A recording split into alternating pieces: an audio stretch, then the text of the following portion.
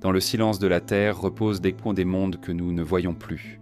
Sous les océans, sous les sables, sous les couches épaisses du temps, des fragments demeurent, obstinés, invisibles. L'histoire que nous croyons connaître n'est peut-être qu'une façade fragile, une ligne tracée sur la surface d'un récit plus profond. Des pierres muettes, des temples oubliés, des cartes impossibles et des mythes insistants semblent chuchoter qu'il existait autrefois une grandeur effacée. Peut-être que la plus vaste civilisation que la Terre ait portée ne s'élève pas dans nos archives, mais dort encore sous nos pieds, dissimulée dans l'obscurité, protégée par l'oubli. Le sol, en apparence immobile, pourrait être le gardien d'une mémoire immense, prête à ressurgir quand l'humanité osera de nouveau écouter la rumeur enfouie dans la pierre. Il y a des instants où la terre elle-même semble respirer, où un souffle ancien traverse les pierres et rappelle que ce que nous foulons n'est peut-être pas seulement sol, mais mémoire. Sous nos pieds, à des profondeurs variables, s'étend un monde minéral que l'on suppose muet. Pourtant, depuis des siècles, chercheurs, voyageurs et rêveurs se heurtent à des signes étranges, structures trop régulières pour être naturelles, blocs trop massifs pour des peuples supposés primitifs, alignements qui semblent suivre une logique oubliée, comme si une rumeur silencieuse s'élevait de la roche, un écho obstiné qui contredit le récit rassurant des manuels d'histoire. Les pierres gardent des secrets, non pas parce qu'elles veulent les cacher, mais parce que l'œil humain se refuse souvent à les voir.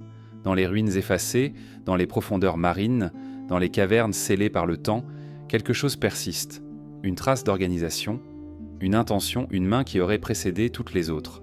C'est cette rumeur discrète, ce chuchotement de la matière, qui nourrit l'idée troublante qu'une civilisation immense, raffinée et puissante aurait pu exister bien avant celle que nous connaissons, engloutie par l'oubli et par la terre qui l'a recouverte. Lorsque l'on évoque la notion d'un monde antérieur, on pense aussitôt aux mythes, l'Atlantide de Platon, les continents engloutis de traditions anciennes, les terres sacrées disparues dans les flots. Ces récits leur paraissent légendaires et pourtant, certains fragments archéologiques invitent à nuancer ce jugement. Des pierres dressées, vieilles de plusieurs millénaires, apparaissent soudain dans des régions que l'on croyait vierges. Des constructions s'élèvent sur des terrains qui, selon la science officielle, n'auraient pas pu abriter de tels ouvrages à l'époque supposée de leur création. Göbekli Tepe, en Anatolie, offre un exemple frappant. Un sanctuaire vieux de plus de 11 000 ans, érigé à une époque où l'humanité, nous dit-on, n'était encore que chasseurs-cueilleurs. Les pierres de ce site semblent contredire l'histoire apprise comme si elles murmuraient « Nous étions là avant que votre chronologie ne commence ». Les pierres ne parlent pas notre langue, mais elles composent des récits. Un bloc ajusté sans mortier, dont la précision défie encore nos outils modernes, raconte une maîtrise technique insoupçonnée. Un alignement astronomique, reproduit sur plusieurs continents, suggère une compréhension du ciel que l'on croyait réservée aux civilisations récentes. Dans les Andes, à Sacsayhuaman ou Aman, des murs cyclopéens épousent de leur forme avec une perfection telle qu'on peine à imaginer les bâtisseurs. En Égypte, certains soubassements semblent antérieurs aux pyramides elles-mêmes, comme si les pharaons avaient bâti sur les vestiges d'un héritage plus ancien. Chaque pierre est un fragment de phrase, et la phrase complète demeure intraduisible. La science moderne, prudente, rappelle que l'imagination peut tromper, qu'il existe des phénomènes naturels imitant l'artifice, que des peuples ingénieux ont toujours su surprendre leurs successeurs. Mais la persistance des anomalies intrigue. Partout de surgissent des objets impossibles, sphères métalliques enfouies dans des couches géologiques multimillionnaires, empreintes humaines gravées dans une roche censée précéder l'homme de plusieurs millions d'années. La plupart sont contestées, parfois écartées comme erreurs d'analyse. Mais leur accumulation forme un bruissement, un fond sonore que l'on ne peut totalement ignorer. Ce qui trouble, c'est la récurrence du motif. Qu'il s'agisse de temples submergés au large du Japon, de routes englouties dans l'océan Atlantique ou d'outils perdus au fond des mines sud-africaines, toujours revient l'idée d'une présence ancienne, effacée, mais obstinée. Comme si la Terre, patiemment, recouvrait et révélait à la fois, imposant à l'humanité, un étrange jeu de cache-cache avec son propre passé. Chaque découverte inattendue agit comme une fissure dans le récit officiel, une faille par laquelle s'infiltre la rumeur d'un monde disparu. Ce n'est pas seulement l'archéologie qui entretient ce doute. Les mythes, répandus aux quatre coins du globe, évoquent presque tous une ère révolue, une civilisation détruite par les eaux, par le feu ou par les dieux courroucés. Des Mayas aux Grecs, des légendes hindoues aux récits aborigènes, les traditions se rejoignent pour dire qu'avant notre temps, un autre temps existait et que ce monde fut englouti. Est-ce coïncidence culturelle ou mémoire diffuse d'un désastre commun ? Le langage poétique des mythes pourrait cacher le souvenir d'événements réels. Une montée des eaux à la fin de la dernière glaciation, des tremblements de terre titanesques ou la chute d'astéroïdes capables d'anéantir des civilisations entières. À mesure que l'on creuse dans la terre, que l'on plonge dans les abysses, la frontière entre légende et histoire se brouille. Les pierres, avec leur obstination silencieuse, semblent vouloir témoigner. Mais leur témoignage n'est pas clair. Elles ne livrent pas de nom, pas de chronique, pas de portrait. Seulement la dureté d'un granit taillé, la persistance d'un bas-relief, la géométrie troublante d'un cercle parfait. Et c'est dans ce silence que naît l'inquiétude. Et si nous avions bâti notre propre énorme histoire sur une amnésie ? Et si l'humanité n'était pas la première, mais simplement la dernière d'une longue lignée de civilisations successives, dont chacune aurait disparu, engloutie, effacée, puis redécouverte partiellement par la suivante ? Cette idée, dérangeante, ne se veut pas un cri de certitude, mais une invitation à l'humilité. Le sol que nous foulons n'est pas une page blanche, il est un palimpseste, réécrit sans cesse par le temps. Les pierres y sont les lettres persistantes d'un texte presque effacé. Si l'on écoute leur silence, si l'on accepte leurs rumeurs, peut-être entend-on l'écho d'un savoir plus ancien que le nôtre, d'une organisation disparue, d'une grandeur dont il ne reste que des fragments disséminés. Ainsi commence le chemin. Les pierres silencieuses ne disent rien à voix haute, mais dans leur mutisme obstiné, elles invitent à chercher, à douter, à imaginer ce que le sol pourrait encore cacher. Car chaque pas que nous faisons pourrait frôler les ruines d'un empire oublié, et chaque fragment de roche pourrait être le vestige d'une mémoire plus vaste que l'histoire. Sous la surface tranquille des mers, il existe des reliefs qui n'appartiennent pas seulement à la géologie. Des marches régulières, des avenues rectilignes, des blocs superposés comme des fondations oubliées. La plupart du temps, les cartes marines les notent comme accidents rocheux. Mais pour l'œil attentif, pour celui qui ose s'attarder, certaines structures évoquent davantage l'intention humaine qu'un caprice des courants ou de la lave refroidie. C'est dans cet entre-deux, entre science prudente et intuition persistante, que naît l'idée des cités englouties.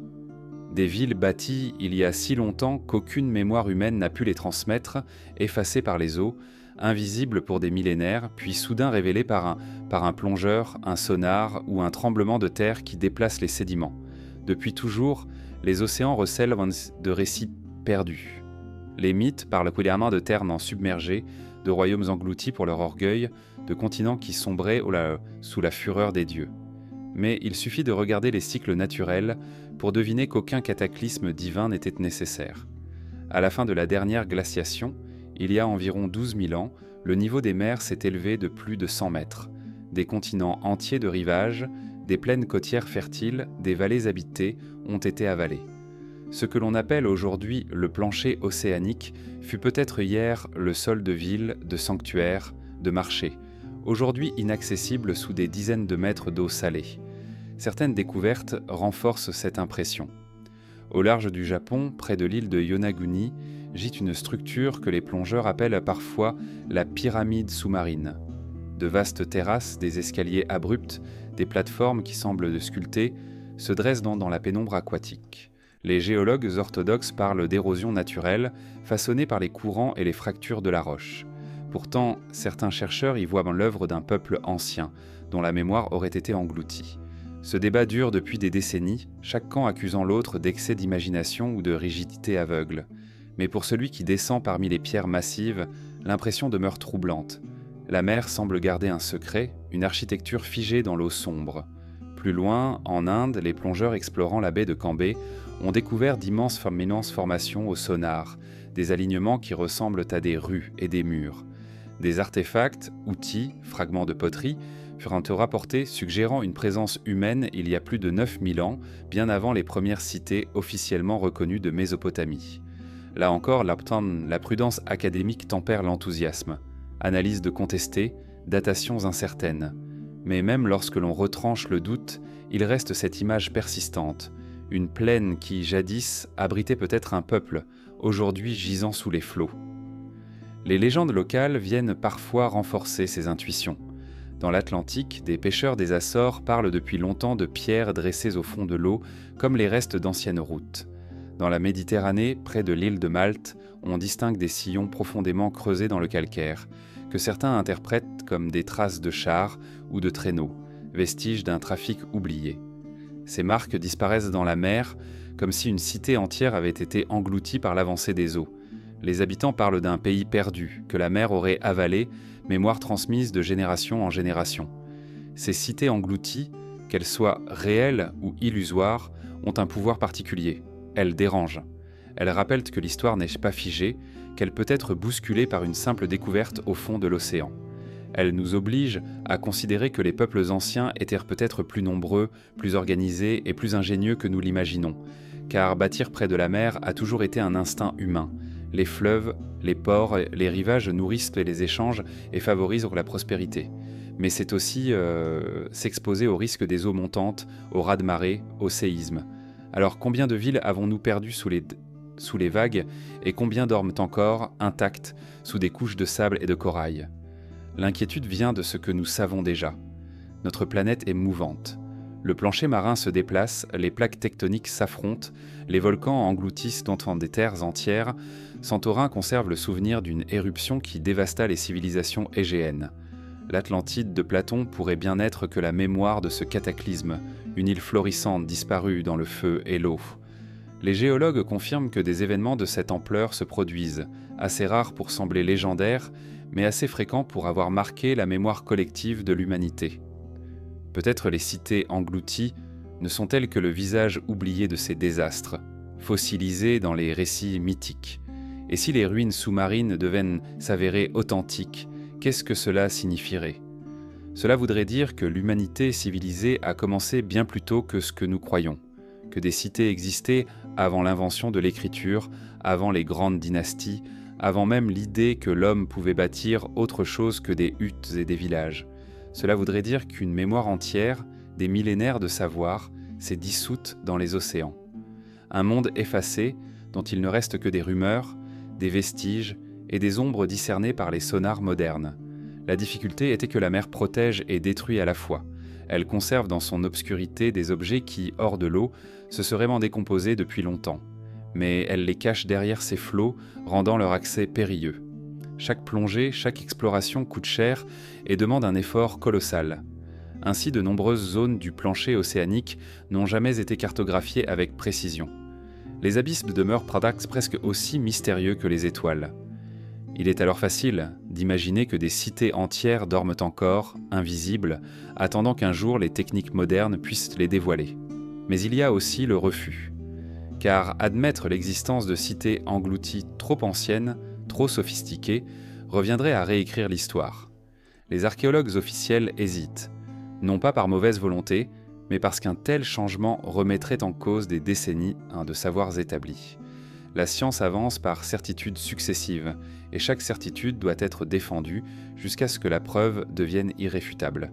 Alors, les rumeurs des plongeurs, les cartes sonars intrigantes, les photographies de flottes de blocs sous-marins restent confinées aux marges, aux revues spécialisées, aux passionnés solitaires. Pourtant, la question persiste, obstinée. Et si ces cités n'étaient pas un mirage ? Les eaux, elles, ne répondent pas. Elles gardent leur silence, leur danse d'algues et de poissons entre des colonnes peut-être sculptées. Mais parfois, à travers le masque d'un plongeur, une silhouette surgit. Une arche brisée, une marche usée, une place qui n'appartient plus à personne. Alors, dans ce moment suspendu, l'océan ressemble à une bibliothèque scellée, dont chaque page est une pierre posée par des mains humaines disparues. Les cités englouties sont peut-être invisibles pour l'histoire officielle, mais elles demeurent vivantes pour l'imagination, pour la mémoire instinctive de l'espèce. Car au-delà des preuves, il reste l'intuition que l'homme n'est pas le premier à rêver de grandeur et qu'avant nos empires, d'autres empires s'élevèrent, aujourd'hui avalés par la mer. Il existe des mots qui semblent de flotter dans le vide, fragments égarés d'une mémoire plus vaste.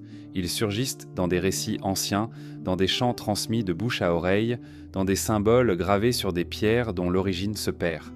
Ces mots parlent de terres disparues, de continents engloutis, de royaumes dont la localisation demeure introuvable. L'Atlantide, le mu des traditions polynésiennes, la Lémurie des hypothèses oubliées, Autant de noms qui paraissent aujourd'hui appartenir à la mythologie, mais qui, à force de ressurgir dans des cultures éloignées les unes des autres, semblent constituer un langage commun, une rumeur persistante d'un monde qui fut. Les continents disparus habitent les imaginaires depuis donc toujours. Leur évocation est un mélange d'émerveillement et de nostalgie, comme si l'humanité pressentait avoir perdu quelque chose de précieux. Platon, il y a plus de 2 millénaires, parlait déjà de l'Atlantide, une île vaste et puissante engloutie en une nuit par les dieux, punition de son arrogance. Ce récit, bien que philosophique et moral, a nourri des générations entières de chercheurs, d'explorateurs et de rêveurs, mais Platon n'était pas le seul. Dans les légendes sanskrites de l'Inde, on retrouve la trace de terres nommées Dwipas, îles immenses disparues dans l'océan. Dans l'océan Pacifique, les traditions polynésiennes racontent l'histoire de Mu, un continent englouti qui aurait été la matrice de nombreux peuples. En Afrique, certains mythes évoquent des terres aujourd'hui disparues sous les eaux de l'Atlantique. Comment expliquer une telle récurrence ? Certains chercheurs avancent pour que ce langage commun n'est qu'une illusion, le fruit d'une tendance humaine à raconter des récits de pertes et de châtiments divins. D'autres y voient, au contraire, un souvenir collectif, la trace déformée d'un événement réel, la montée brutale des eaux après la dernière ère glaciaire. Il y a environ 12 000 ans, les glaciers fondirent à une vitesse telle que le niveau des mers monta d'une centaine de mètres en quelques siècles. Des terres côtières habitées furent englouties, des populations entières déplacées. Peut-être que le souvenir de ces cataclysmes, transmis oralement, se transforma peu à peu en mythe de continents perdus.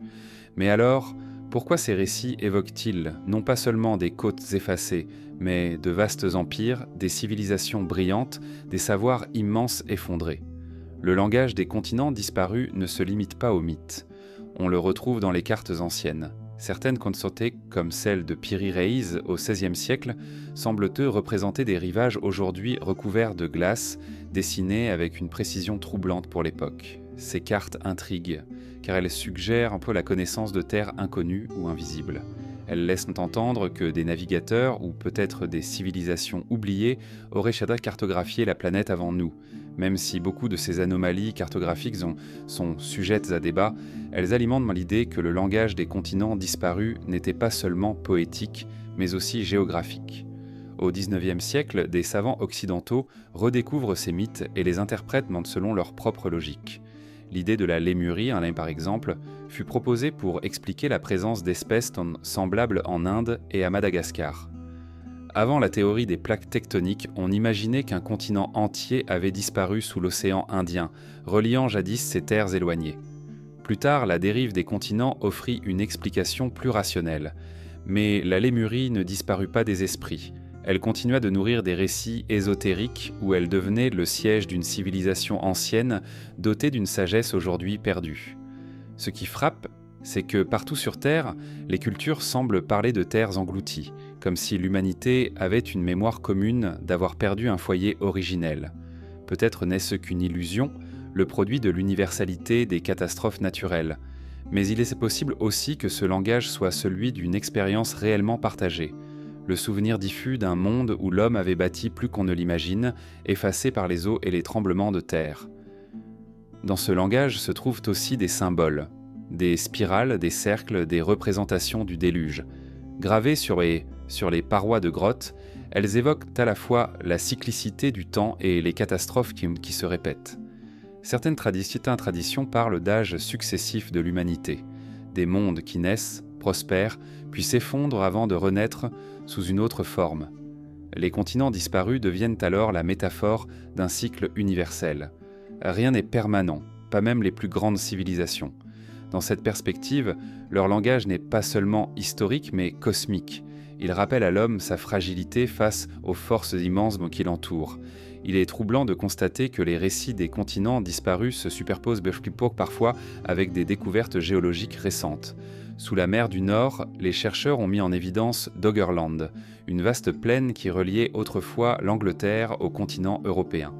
Habitée par des chasseurs-cueilleurs, elle fut submergée il y a environ 8000 ans. Ce n'est pas une civilisation, mais c'est une terre perdue. En Indonésie, la montée des eaux a effacé des archipels entiers. Partout dans le monde, des cartes reconstituées montrent à quel point les rivages d'autrefois étaient différents. Alors pourquoi ne pas imaginer que parmi ces terres effacées, certaines abritaient des cités, des temples, des sociétés organisées dont il ne reste plus que des échos? Le langage des continents disparus agit comme une énigme. Il nous attire par son mystère, mais nous échappe dès que nous croyons l'approcher. Il est à la fois mémoire et invention, vérité et métaphore. Peut-être que les mythes de l'Atlantide, de Mu ou de la Lémurie sont des souvenirs déformés de Doggerland, de Sundaland ou d'autres terres englouties réellement. Peut-être aussi qu'ils renvoient à n'avons aucune trace matérielle, mais dont l'ombre en elle une nostalgie d'un monde perdu. Comme si, au fond de sa mémoire collective, persistait le souvenir d'une maison originelle disparue. Le langage des continents disparus n'est peut-être qu'un écho de cette nostalgie. Mais il est assez puissant pour traverser les millénaires, assez insistant pour continuer d'alimenter nos questions, assez mystérieux pour nous inviter à imaginer ce qui dort encore sous les eaux et sous les sédiments. Car il suffit d'une découverte, d'une ruine émergée, d'un symbole déchiffré, pour que ce langage prenne une forme concrète. Et alors, ce que nous pensions n'être qu'un mythe deviendrait un fragment de mémoire retrouvé. Il existe des objets que l'on consulte sans méfiance, comme de simples outils pratiques, mais qui, lorsqu'on les examine de près, révèlent une inquiétude sourde. Les cartes anciennes font partie de ces témoins troublants. Tracées à la main sur du parchemin ou du cuir, elles reflètent une vision du monde qui devrait être limitée à l'époque de leur confection. Pourtant, certaines d'entre elles semblent contenir des détails que leurs auteurs ne pouvaient pas connaître, comme si une mémoire plus ancienne, enfouie dans les siècles, avait guidé leurs mains. Ces anomalies te donnent fin naissance à une question obsédante. Comment se fait-il que des cartographes de la Renaissance aient détruit et dessiné des rivages que l'humanité n'aurait officiellement découvert que plusieurs siècles plus tard? La plus célèbre de ces cartes est celle de Piri Reis, un amiral ottoman du XVIe siècle. Conservée partiellement, elle représente les côtes de l'Amérique du Sud, mais aussi ce qui ressemble à l'Antarctique, sans sa calotte glaciaire. Or, selon nos connaissances géologiques, ce continent est recouvert de glace depuis des millénaires. Comment un homme du XVIe siècle aurait-il pu tracer une telle silhouette? Les partisans d'une explication rationnelle avancent que les formes dessinées pourraient être une erreur d'interprétation des rivages sud-américains, déformés par la projection cartographique. Mais d'autres, fascinés, rappellent que la carte mentionne explicitement des sources anciennes, des documents transmis de génération en génération et aujourd'hui perdus. Et si Piri Reis n'avait fait que recopier l'ombre d'un savoir oublié, hérité de navigateurs très anciens? Ce mystère n'est pas isolé. La carte d'Orontes Phineus, datant du XVIe siècle elle aussi, semble montrer un Antarctique dépourvu de glace, avec des rivières et des montagnes intérieures. La précision des détails étonne, car ils correspondent en partie aux relevés modernes effectués par satellites et sondes radars, capables de traverser la calotte glaciaire. Comment expliquer qu'un cartographe de la Renaissance ait dessiné des reliefs invisibles à son époque? Coïncidence, intuition ou trace d'un savoir antérieur que nous avons sous-estimé?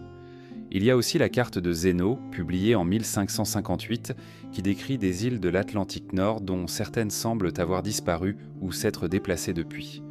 La carte de Dulcer, au XIVe siècle, présente également des anomalies curieuses, comme si l'auteur connaissait des terres au-delà des explorations admises.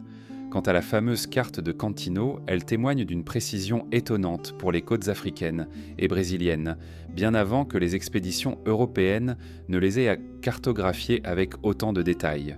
Ces énigmes nourrissent en l'idée que certaines connaissances géographiques circulaient à travers des sources plus anciennes que nous ne le croyons, compilées, copiées et altérées au fil du temps.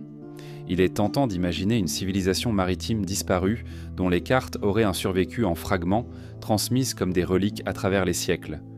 Ce scénario expliquerait pourquoi certains cartographes du Moyen-Âge et de la Renaissance se référaient à des documents dont ils ne comprenaient pas toujours l'origine. Les cartes impossibles deviennent alors des échos de cette mémoire, des reflets imparfaits d'un savoir que l'histoire officielle ne reconnaît pas. Les sceptiques rappellent que l'œil humain tend à chercher des correspondances. Un rivage grossièrement tracé peut évoquer, par simple hasard, une côte connue. Les erreurs de projection, les déformations inévitables des cartes anciennes, la fantaisie des copistes suffiraient à créer ces ressemblances troublantes. Mais même dans cette hypothèse, une question demeure. Pourquoi ces ressemblances se répètent-elles avec tant d'insistance? Pourquoi plusieurs cartes, issues de sources différentes, semblent-elles indiquer des rivages qui ne devraient pas avoir été connus? Il existe aussi le problème des distances. Certaines cartes médiévales représentent des traversées de l'Atlantique plus courtes qu'elles ne le sont en réalité, comme si les auteurs avaient eu connaissance d'îles intermédiaires, aujourd'hui disparues ou submergées. Cela rejoint les récits de marins parlant de terres aperçues puis perdues, d'îles fantômes notées sur les cartes avant de s'évanouir. Là encore, deux explications se présentent. Illusion d'optique, erreur de navigation, ou vestiges réels de territoires effacés par les eaux. Les cartes impossibles interrogent aussi la nature du savoir ancien. Connaissait-on le globe dans son ensemble avant les grandes découvertes? Certaines représentations suggèrent une vision planétaire comme si la rotondité de la Terre était déjà acquise. Les cartes de la Renaissance se veulent rationnelles, mais elles héritent de strates plus anciennes, de fragments copiés sans toujours être compris. Elles sont comme des palimpsestes, où chaque génération a inscrit ses connaissances sur la toile fragile du parchemin, sans effacer totalement les lignes précédentes. Et si, à travers ces couches superposées, persistaient des informations venues d'un autre âge, des navigateurs préhistoriques, des explorateurs oubliés, des civilisations côtières qui, avant d'être englouties par la montée des eaux, avaient sillonné les mers et cartographié leurs rivages. L'idée paraît insensée, mais elle expliquerait pourquoi des détails précis apparaissent là où ils ne devraient pas. Elle donnerait un sens à ces anomalies, non comme des erreurs, mais comme des traces de mémoire. Ce qui rend ces cartes encore plus mystérieuses, c'est leur pouvoir de suggestion. Elles ne montrent pas seulement des côtes, elles évoquent un monde disparu. En contemplant les lignes tracées il y a des siècles, on a l'impression de voir au-delà du temps, d'apercevoir un monde dont nous avons perdu le souvenir. Chaque rivage esquissé, chaque île dessinée soulève la même question. Est-ce là un reflet du réel ou une projection de l'imaginaire? L'histoire officielle préfère, la plupart du temps, l'explication la plus sobre. Les anomalies seraient donc des coïncidences, les continents sans glace, une erreur de lecture, les îles disparues de simples illusions. Mais l'ombre persiste et cette ombre suffit à troubler. Car si ces cartes devaient être prises au sérieux, si elles contenaient réellement des fragments d'un savoir ancien, cela impliquerait que l'humanité possède une histoire beaucoup plus ancienne et surtout beaucoup plus complexe que celle qu'on lui enseigne. Dans cette perspective, les cartes impossibles deviennent des témoins involontaires. Elles ne cherchent pas à prouver quoi que ce soit, elles ne sont que des documents de travail tracés par des mains humaines. Mais leur énigme est d'autant plus forte qu'elles n'ont pas été conçues pour intriguer. Elles sont peut-être la preuve muette que la mémoire de l'humanité est plus profonde que ces livres, et que ces vérités reconnues ne sont que la surface d'un savoir englouti. Ainsi, les cartes anciennes deviennent comme des miroirs obscurs. Elles reflètent non seulement le monde visible de leur époque, mais aussi un monde caché, perdu dans le temps. Dans leur encre et leur parchemin, elles semblent murmurer « Nous avons su autrefois ce que vous ignorez encore ». Lorsque l'on contemple les grandes civilisations connues, celles dont les manuels racontent la gloire, on croit voir les racines de l'humanité bâtisseuse. L'Égypte ancienne, la Mésopotamie, les cités Maya et Inca, la Grèce et Rome, tout semble commencer avec elles, comme si avant il n'y avait que l'ombre indistincte de tribus nomades, incapables d'ériger autre chose que des huttes éphémères. Pourtant, à mesure que les fouilles s'approfondissent, que les techniques de datation se perfectionnent, une image plus troublante surgit. Sous les temples, derrière les pyramides, sous les couches officielles de l'histoire, apparaissent des fondations qui semblent appartenir à un âge encore plus reculé. Comme si chaque grande civilisation avait bâti ses palais sur les ruines d'un héritage oublié. Ces fondations anciennes ne se signalent pas seulement par leur âge supposé, mais par leur étrangeté. À Baalbek, au Liban, gisent en compte des blocs de pierre gigantesques, certains pesant près de 1000 tonnes, ajustés avec une précision qui défie même nos engins modernes. Les temples romains s'y superposent clairement, mais les soubassements massifs et cyclopéens paraissent bien plus anciens. Qui les a placés là ? Les Romains eux-mêmes, ou bien ont-ils trouvé un site déjà sacré et l'ont-ils réutilisé comme tant d'autres avant eux ? L'hypothèse d'une tradition de bâtisseurs remontant à un passé oublié refait surface chaque fois que l'on observe ces pierres silencieuses, colossales et inébranlables. En Égypte, les pyramides de Gizeh attirent depuis longtemps l'attention des chercheurs. Mais ce sont leurs bases, les fondations, qui soulèvent les questions les plus profondes. Certaines pierres montrent des traces d'érosion par l'eau, à une époque où le climat de la région était radicalement différent, bien avant l'avènement des pharaons. Le sphinx lui-même, gardien énigmatique du plateau, semble porter sur son corps les cicatrices de pluie torrentielles disparues depuis des millénaires. Si ces marques sont authentiques, alors le monument pourrait être bien plus ancien que la civilisation égyptienne elle-même. Cela signifierait qu'une culture préhistorique inconnue aurait posé les premières pierres et que les dynasties ultérieures n'auraient fait qu'hériter et prolonger une œuvre déjà entamée. Plus à l'est, en Anatolie, se dresse Göbekli Tepe. Découvert à la fin du XXe siècle, ce site bouleversa toutes les certitudes. Daté d'environ 11 500 ans, il présente des colonnes monumentales, ornées de bas-reliefs, assemblés en cercles rituels. Or, selon l'histoire classique, à cette époque, l'humanité n'était encore composée que de petites communautés de chasseurs-cueilleurs. Comment aurait-elle pu ériger un tel complexe nécessitant organisation, planification et une main-d'œuvre abondante ? Ce sanctuaire semble appartenir à un autre âge, une ère où une culture avancée, aujourd'hui effacée, avait déjà commencé à bâtir sur des fondations solides, comme si la mémoire d'une civilisation perdue s'était inscrite dans la pierre pour traverser les millénaires. Les Andes offrent elles aussi des mystères. À Tiwanaku et Pumapunku, en Bolivie, se dressent des blocs de pierre taillés avec une précision géométrique fascinante, emboîtés comme des pièces d'horlogerie. Les cultures connues de la région n'ont laissé aucune trace de l'outillage nécessaire pour produire de tels ajustements. Certains blocs sont si lourds que même avec la technologie actuelle, leur déplacement reste un défi. Là encore, une impression persiste.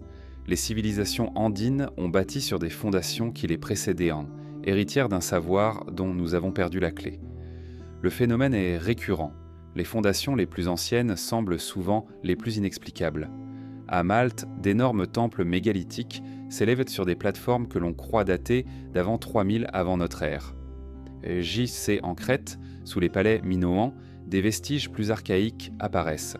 En Amérique centrale, les pyramides mayas recouvrent parfois des structures plus anciennes, plus massives, comme si chaque génération avait recouvert la précédente, empilant ses propres pierres sur celles de ses ancêtres inconnus.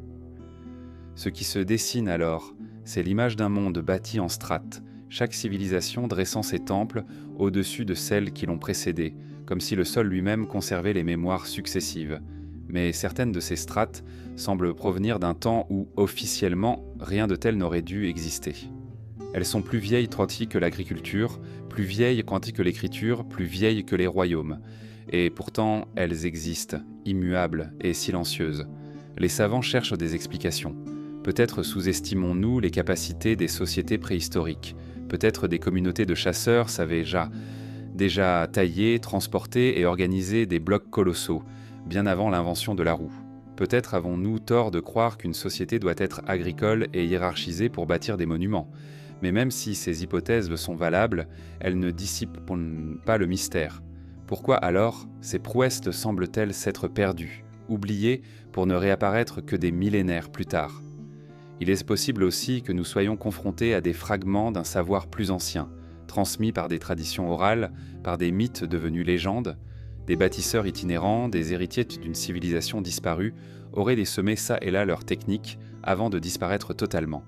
Cette idée, bien que spéculative, correspond à la sensation que donnent ces fondations. Elles semblent étrangères, comme si elles appartenaient à un monde antérieur sur lequel les civilisations connues n'ont fait que greffer leurs propres œuvres. L'étrangeté se renforce lorsqu'on considère la perfection technique de certaines fondations. L'ajustement des blocs, sans mortier, résiste depuis des millénaires aux séismes et aux intempéries. Des pierres pesant des centaines de tonnes sont posées avec une précision qui défie même nos engins modernes. Comment expliquer que ce savoir-faire si avancé ait pu exister à une époque si reculée, puis disparaître sans laisser de traces dans les archives historiques ? C'est comme si une main invisible avait posé les bases, puis s'était retirée, laissant les peuples suivants poursuivre tant bien que mal. Ces fondations plus anciennes que l'histoire invitent à une autre manière de concevoir le temps.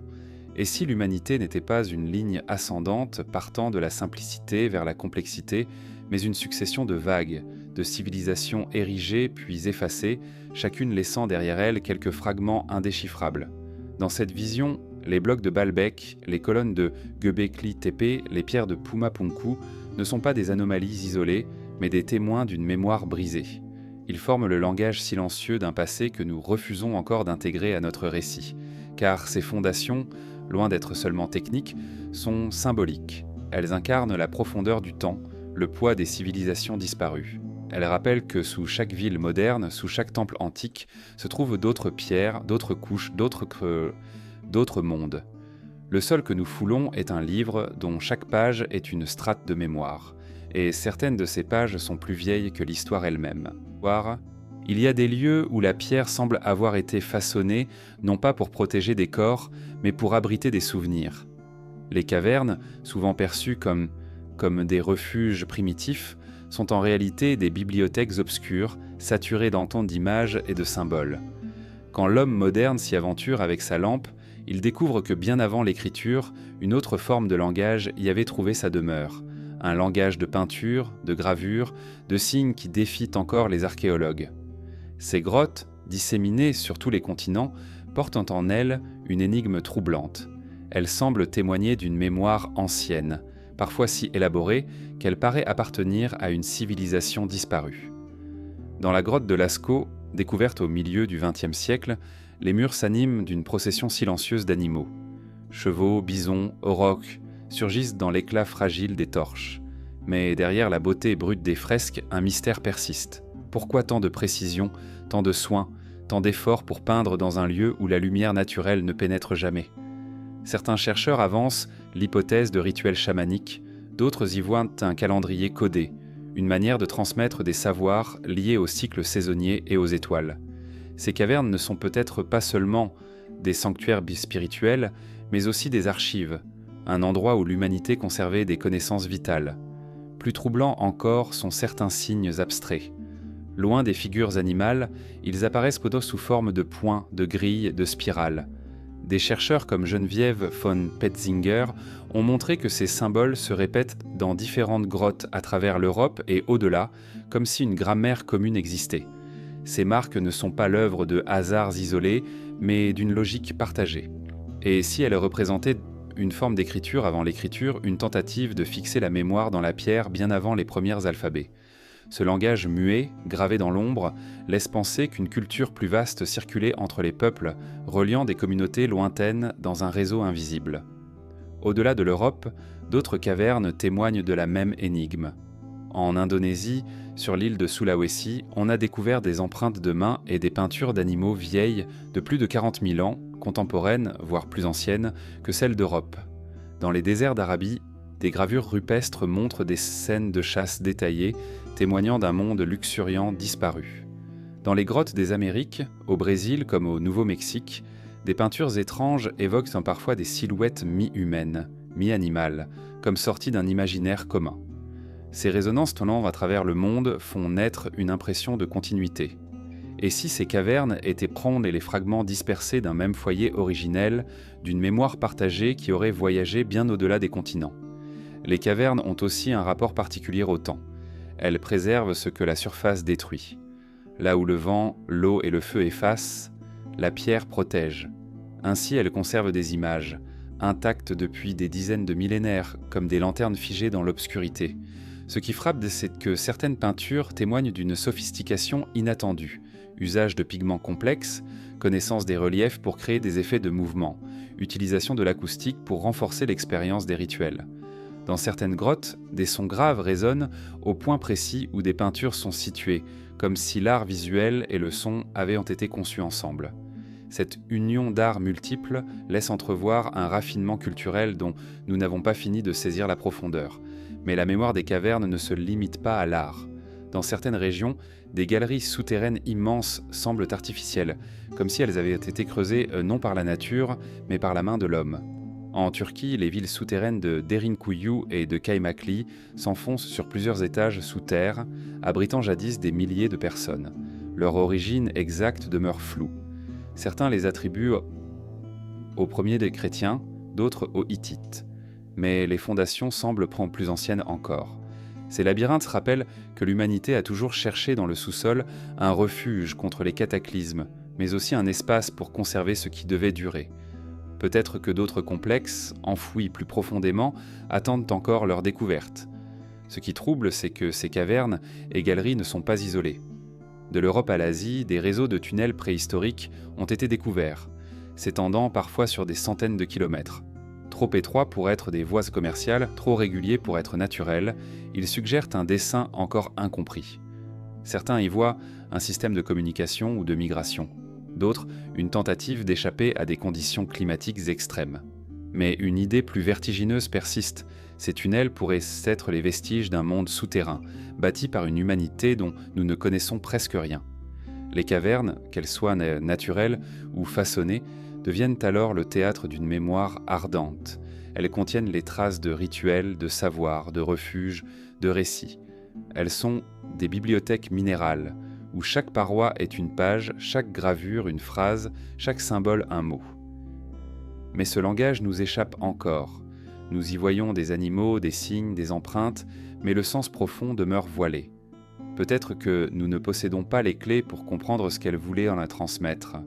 Peut-être que nous ne sommes que des lecteurs distraits d'un livre écrit pour d'autres yeux. Dans ces profondeurs, l'air est saturé d'une présence qui semble vivante.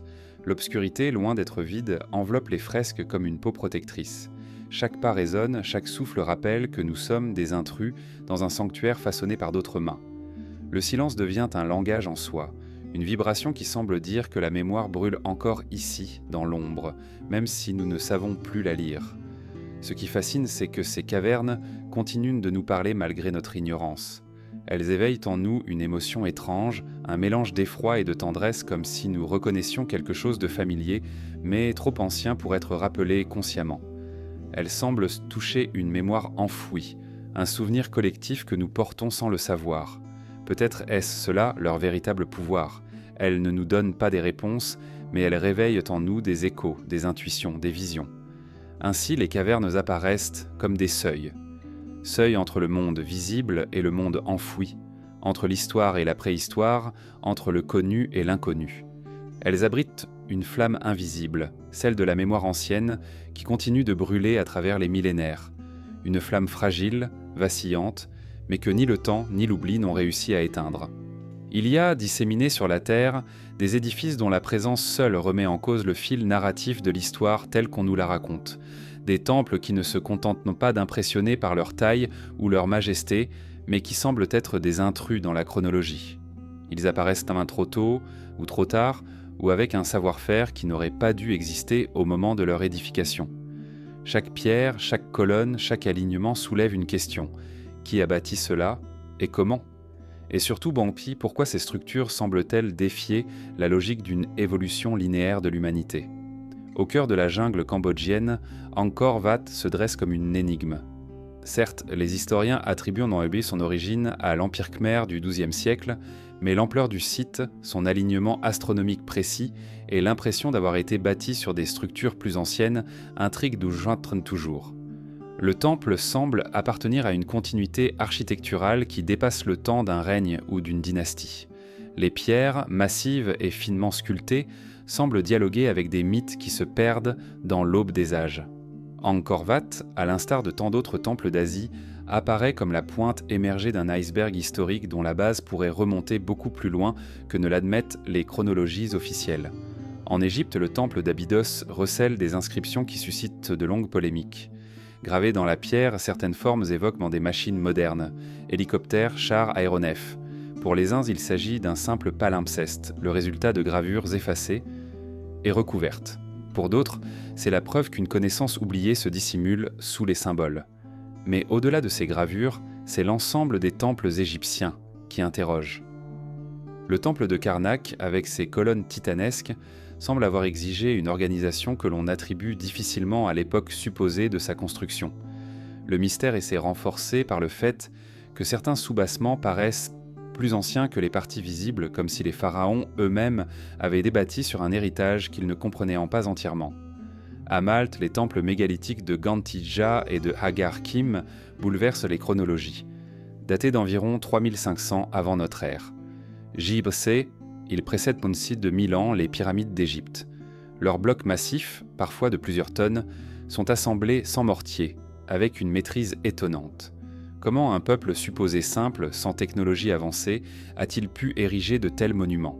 L'écart entre l'image que l'on se fait de ces sociétés et la réalité des temples qu'elles ont laissés donne le vertige. Dans les Andes, les temples incas impressionnent par leur adaptation au relief. Mais à Sacsayhuaman, près de Cusco, certains murs monumentaux semblent appartenir à une époque plus ancienne encore. Les blocs taillés et assemblés avec une précision parfaite ne correspondent pas à la technique inca classique. Ils donnent l'impression que les Incas ont hérité d'un site déjà existant et qu'ils l'ont prolongé sans en égaler la perfection. Le même phénomène se retrouve à Ollantaytambo, où des pierres gigantesques ont été extraites, transportées et ajustées d'une manière que la technologie actuelle peine encore à reproduire. L'Inde, elle aussi, regorge de temples qui défient les chronologies. Le temple de Kailash, creusé à même la roche à Ellora, n'est pas seulement impressionnant par sa taille, mais par sa méthode de construction. Les bâtisseurs semblent avoir commencé par le sommet, creusant dans la pierre jusqu'à libérer une structure entière, un exploit d'ingénierie qui dépasse l'entendement. Les datations officielles le situent au 8e siècle, mais certains détails architecturaux suggèrent des influences de bien plus anciennes. Là encore, l'idée d'un héritage, d'une continuité dissimulée, plane dans les interstices de l'histoire. Au Cambodge comme en Égypte, dans les Andes comme à Malte, un même schéma se répète. Des temples surgissent, trop sophistiqués, trop massifs, trop en avance pour l'époque supposée de leur construction. Les archéologues s'efforcent d'expliquer, invoquant la patience infinie des bâtisseurs, les techniques perdues, l'ingéniosité collective. Mais plus les explications s'accumulent, plus le mystère persiste. Car au-delà des techniques, il y a la vision. Ces temples semblent avoir été conçus avec une compréhension cosmologique, une volonté d'inscrire l'homme dans une harmonie avec le ciel et la terre. Ils sont alignés sur des solstices, des équinoxes, des constellations. Ils ne sont pas seulement des monuments religieux, mais des instruments de mesure, des miroirs du cosmos. Cette dimension cosmique ajoute une profondeur au mystère. Comment des peuples supposés limités à une science rudimentaire pouvaient-ils avoir une telle maîtrise de l'astronomie ? Les temples de Teotihuacan, au Mexique, s'alignent sur la course du soleil avec une précision frappante. Les temples mayas, comme celui de Chichen Itza, transforment la lumière en spectacle, projetant des ombres qui dessinent le corps d'un serpent lors des équinoxes. Ces prodiges d'Oé ne sont pas des accidents. Ils révèlent une connaissance approfondie des cycles célestes, inscrite dans la pierre avec une intention claire, relier la vie humaine au rythme de l'univers. Face à ces énigmes, deux visions s'opposent.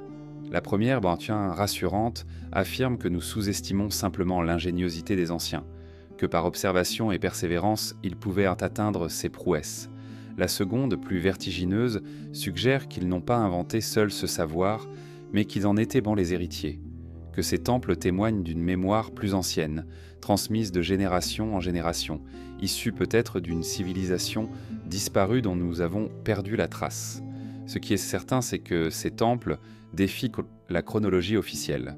Ils s'élèvent comme des monuments anachroniques insérés dans des époques qui ne semblent pas pouvoir les contenir. Ils sont des fissures dans la ligne droite de l'histoire, des rappels que le passé est plus vaste, plus complexe, plus fragmenté que nous le croyons. Ils nous invitent à envisager le temps non comme une progression continue, mais comme une succession de pertes et de redécouvertes, où chaque civilisation bâtit sur les ruines d'une autre dont elle ignore l'existence. Dans ces pierres, dans ces colonnes, brûle encore une interrogation. Et si ces temples n'étaient pas seulement des sanctuaires religieux, mais des messages laissés par un monde antérieur, des messages inscrits peu dans la pierre pour défier l'oubli, pour traverser les âges, pour rappeler que l'humanité a déjà connu des grandeurs effacées. Ils se dressent, solitaires ou en alignement, silhouettes massives perdues dans les campagnes ou au sommet des collines. Les mégalithes, blocs de pierre colossaux, jalonnent la surface de la terre comme des énigmes muettes. Certains surgissent au détour d'un champ, d'autres dominent des vallées, d'autres encore s'alignent en cercles qui semblent converser avec le ciel. On les appelle dolmens, menhirs, cromlechs, tumulus. Leur présence est si familière qu'on en oublie la profondeur de leur mystère. Qui a dressé ces pierres et dans quel but ? Comment des communautés supposées rudimentaires ont-elles pu manipuler des blocs parfois supérieurs à 100 tonnes, sans l'aide des techniques modernes ? Et pourquoi ces structures dispersées à travers le monde se ressemblent-elles étrangement, comme si elles répondaient à une logique universelle ? En Bretagne, les alignements de Carnac s'étendent sur plusieurs kilomètres, des files entières de menhirs dressés vers le ciel. Leur fonction demeure obscure. Certains pensent à un calendrier astronomique, d'autres à des lieux de culte, d'autres encore à des marqueurs territoriaux. Mais l'échelle de l'ensemble dépasse l'utilité immédiate. Il y a dans ces pierres dressées une intention plus vaste, une volonté d'inscrire dans le paysage une présence durable, comme si les bâtisseurs avaient voulu dialoguer avec des forces qui dépassent la simple organisation sociale. Stonehenge, en Angleterre, incarne à lui seul ce mystère. Ce cercle de pierre monumentale, érigé il y a plus de 4000 ans, semble conçu pour interagir avec les cycles solaires. Lors des solstices, le soleil se lève ou se couche en parfaite correspondance avec certains alignements. Ce n'est pas le fruit du hasard. Les bâtisseurs maîtrisaient une connaissance astronomique avancée. Mais ce qui trouble davantage, c'est le transport des blocs. Certains viennent du pays de Galles, à plus de 200 km de distance. Comment ont-ils été déplacés ? Les hypothèses abondent. Traîneaux, rouleaux de bois, embarcations. Pourtant, même avec ces explications, l'ampleur de l'entreprise reste vertigineuse. Au-delà de l'Europe, d'autres mégalithes posent les mêmes questions. À l'île de Pâques, les statues des Moai, colosses de pierre tournant le dos à l'océan, incarnent le silence d'une culture mystérieuse. Leur fonction exacte reste discutée. Ancêtres divinisés, gardiens spirituels, marqueurs astronomiques, le transport et l'érection de ces statues géantes défient encore l'imagination. En Sardaigne, les nuragues, tours de pierre cyclopéennes, se dressent comme les témoins d'un peuple oublié. En Jordanie et en Syrie, des cercles de pierre immenses parsèment dans le désert, invisibles depuis le sol mais évidents vus du ciel. Partout où les mégalithes semblent surgir de l'ombre des temps. Ils précèdent souvent les civilisations reconnues ou coexistantes avec elles dans une antériorité troublante. À Malte, les temples mégalithiques sont plus anciens que les pyramides d'Égypte. En Turquie, des cercles de pierre découverts près de Göbekli Tepe datent d'une époque où l'homme était censé ignorer l'agriculture. Cette constance remet en cause la vision linéaire de l'histoire. Loin d'être de simples monuments de sociétés primitives, les mégalithes pourraient être les vestiges d'un savoir ancien, transmis puis oublié. Leur répartition géographique ajoute à l'énigme. Des menhirs européens aux pierres levées d'Afrique, des cercles d'Asie centrale aux monolithes d'Océanie, on retrouve les mêmes gestes, les mêmes intentions. Ériger, aligner, inscrire la pierre dans une logique qui dépasse la seule utilité. Certains chercheurs y voient pour la preuve d'un besoin universel, celui de sacraliser le paysage, de marquer l'espace de la présence humaine. Mais d'autres posent une question plus dérangeante. Pourquoi ces structures se ressemblent-elles autant alors que leurs bâtisseurs n'avaient aucun contact entre eux ?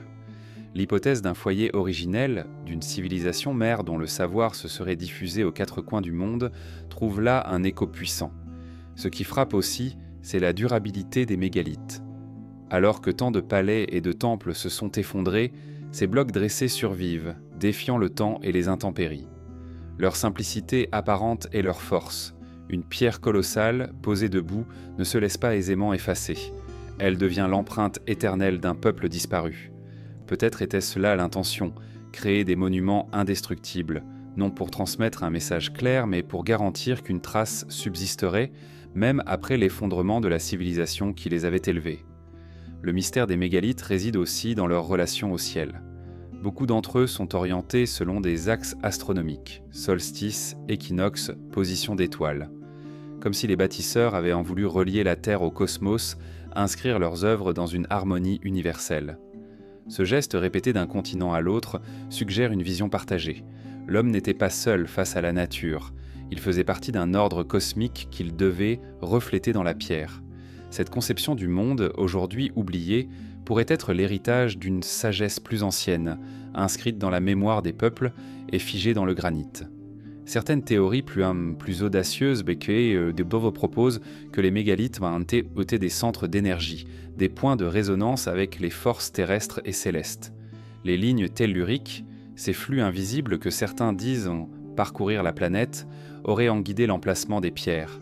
Les bâtisseurs, sensibles à ces énergies, auraient choisi les sites avec une précision que nous avons perdue. Qu'elles soient vraies ou non, ces hypothèses honteuses traduisent une intuition persistante. Les mégalithes n'étaient pas de simples monuments utilitaires, mais des instruments de connexion entre l'homme, la terre et le ciel. Leur mystère réside enfin dans leur silence.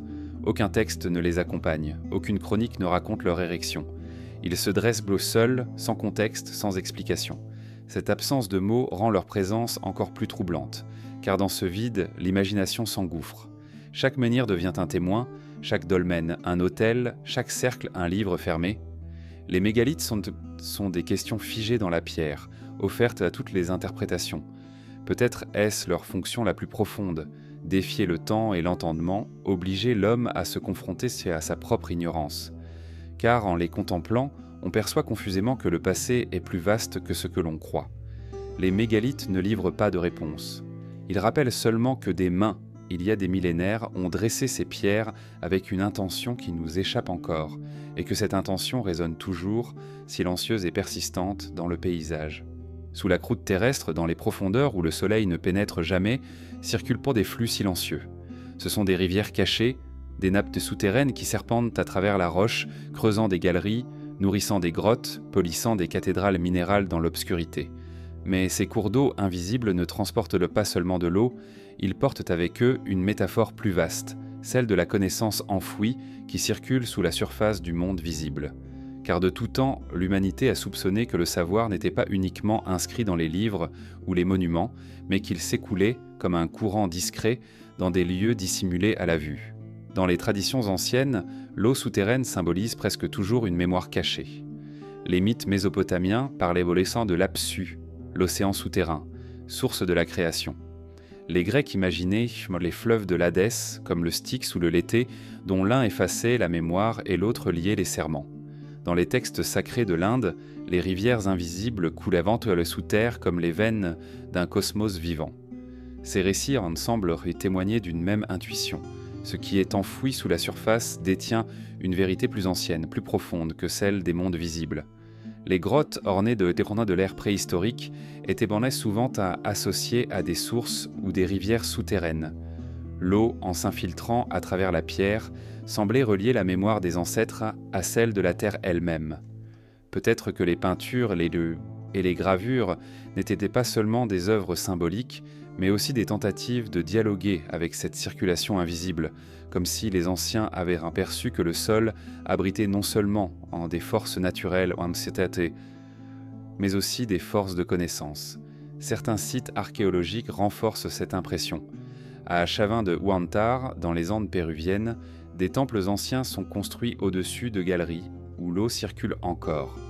Ce réseau souterrain produisait des sons étranges, amplifiant les rituels et donnant l'impression que la terre elle-même parlait. Les prêtres utilisaient ces résonances pour impressionner et transmettre un savoir ésotérique, un enseignement qui ne pouvait être entendu qu'en descendant dans les entrailles du sanctuaire. Ainsi, l'eau qui coulait sous les pierres devenait la voix d'une sagesse invisible. En Égypte, certains temples semblent aussi reliés à des canaux souterrains. Des rumeurs évoquent des bibliothèques enfouies sous le plateau de Gizeh, des salles secrètes où l'eau circule comme un gardien naturel. Ces hypothèses, bien que contestées, reviennent sans cesse dans les récits des voyageurs et des mystiques. Elles traduisent le sentiment que ce qui est caché sous terre n'est pas seulement une structure physique mais un dépôt de savoir. Même dans le monde moderne, la métaphore persiste. Les traditions ésotériques parlent souvent de rivières de connaissances qui traverseraient le temps, des courants invisibles reliant les civilisations. L'idée est que le savoir humain, lorsqu'il disparaît d'une culture, ne s'éteint pas totalement. Il continue de circuler, souterrainement, prêt à ressurgir ailleurs, sous une autre forme, dans une autre époque, comme une nappe phréatique intellectuelle, alimentée par des sources multiples qui réapparaît là où on l'attend le moins. Cette image correspond étrangement à l'histoire réelle, car de nombreuses découvertes de la science et de la philosophie semblent surgir soudain, comme si elles jaillissaient d'une source invisible. Des idées perdues dans l'Antiquité réapparaissent au Moyen-Âge.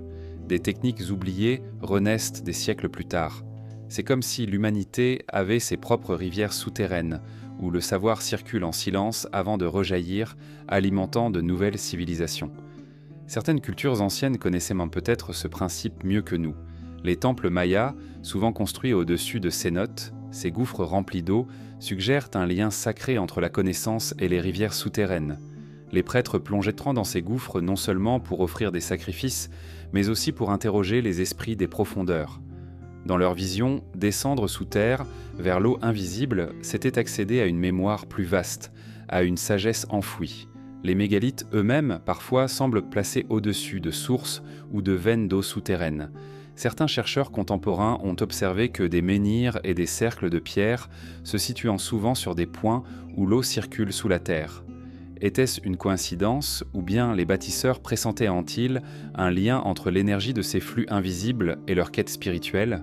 Les pierres dressées vers le ciel auraient alors été reliées au courant d'eau souterrain, unissant la profondeur et la hauteur, la terre et le cosmos, l'invisible et le visible. Il est fascinant d'imaginer que ce savoir, aujourd'hui oublié, ait été transmis de génération en génération. Les peuples anciens n'avaient pas nos instruments, mais ils possédaient une sensibilité accrue au rythme de la nature. Ils savaient où trouver l'eau, comment ressentir ses mouvements sous la terre.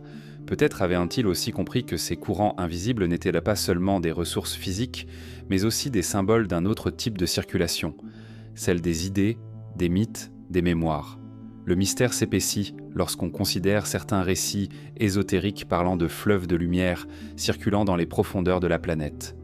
Ces traditions affirment que la Terre elle-même est parcourue de courants subtils, analogues à des veines d'énergie, et que ces courants sont liés à la mémoire ancienne de l'humanité, comme si la planète conservait en elle un savoir que nous avons oublié. Dans cette perspective, les rivières souterraines de la connaissance ne seraient pas seulement une métaphore, mais une réalité cachée, que les anciens savaient percevoir et utiliser. Peut-être que la fascination pour ces rivières cachées vient aussi de notre instinct. Nous savons, confusément, que le visible n'est qu'une surface, et que sous cette surface circule un monde plus vaste. Dans les profondeurs de la Terre, dans l'eau qui s'infiltre et chemine en silence, se cache un miroir de notre propre mémoire. Comme si le savoir, lui aussi, avait besoin de s'enfouir pour être préservé, à l'abri du temps et des destructions, avant de ressurgir dans un autre lieu, une autre ère. Ainsi, les rivières souterraines deviennent un symbole puissant. Elles nous rappellent que la connaissance n'est jamais perdue, seulement dissimulée, qu'elle coule sous nos pieds, invisible et persistante, attendant que nous creusions assez profond pour l'entendre de nouveau. Dans les strates profondes de la Terre, là où l'on s'attend seulement à trouver des fossiles, des minéraux et les empreintes muettes du temps géologique, apparaissent parfois des objets qui n'auraient pas dû s'y trouver. Des traces d'outils, des fragments manufacturés, des indices discrets qui dérangent souvent la chronologie. Ils surgissent comme des échos, rappelant qu'il n'a peut-être existé, avant nous, une autre humanité ou quelque chose qui lui ressemble. Des outils perdus dans le temps, que l'archéologie orthodoxe hésite à reconnaître, mais qui persistent dans le paysage comme autant de failles dans le récit linéaire de nos origines. On raconte que dans les mines d'Afrique du Sud, des sphères métalliques furent de découvertes dans des couches vieilles de plusieurs milliards d'années. Certaines parcelles présentent quant des rainures parfaitement régulières, comme si elles avaient été usinées. Les géologues orthodoxes affirment qu'il s'agit de formations naturelles créées par des processus géologiques complexes, mais leur perfection intrigue, et beaucoup se demandent comment la nature seule aurait pu sculpter de tels objets. Ces sphères, qu'on appelle parfois sphères de Klerksdorp, continuent de hanter l'imagination. Sont-elles le fruit d'une main humaine oubliée, ou bien le produit d'une nature que nous comprenons mal ? En Amérique du Nord, au XIXe siècle, des mineurs affirmèrent avoir trouvé dans le charbon des objets métalliques, chaînes, outils rudimentaires, censés être enfermés là depuis des millions d'années. Dans les années 1970, un supposé marteau de Londres, retrouvé au Texas, fit sensation. Un outil pris dans une gangue rocheuse dont certains estimaient l'âge à plusieurs dizaines de millions d'années. Les sceptiques parlèrent de concrétion rapide, de coïncidence. Mais la fascination demeure, car même si nombre de ces trouvailles sont contestées, elles laissent planer une question persistante. Pourquoi de tels récits reviennent-ils sans cesse comme un refrain souterrain de l'histoire ? Dans les grottes de France et d'Espagne, les archéologues ont parfois trouvé des objets gravés ou façonnés dont l'usage exact échappe encore. Des bâtons perforés, interprétés tour à tour comme calendriers lunaires, outils de chasse ou instruments rituels.